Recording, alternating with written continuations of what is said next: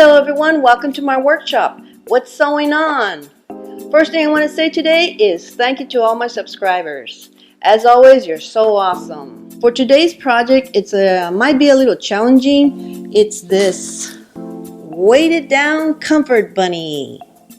And actually, it's not really that hard because if I can do it, you can too. And actually, this video was a lot harder to make than the bunny. I found this pattern, so I really wanted to do it, although the bunny did come out a little bigger than I thought it was on the picture. But I really liked it because it is a bunny to comfort you. So it's a good project to work on if you know anyone that is a little lonely or depressed or sick or just needing a friend. This is a good project to do so you can gift it to them and hopefully make them feel better. Once you finish with your bunny and you find someone that you would like to give it to, you can ask them to name it so it will be a little bit more personal. I actually made this bunny for myself and I still have not named it, and maybe you can help me by giving me suggestions and putting it on the comments. Now I'll tell you on the next video what I've decided. As for the fabric, of course you can use any fabric you like. To make the bunny more personal, you can make the bunny out of the person's old sweater or an old sweatshirt. I picked this soft fabric that I had left over from a baby blanket that I had made. So I made the bunny out of this fabric because I liked it that it was soft and it feels good when I hug it. I also learned how to make a pom-pom because I wanted to make a pom-pom to use as its cottontail. For today's tip talk, I wanted to tell you about this 505 spray that I use.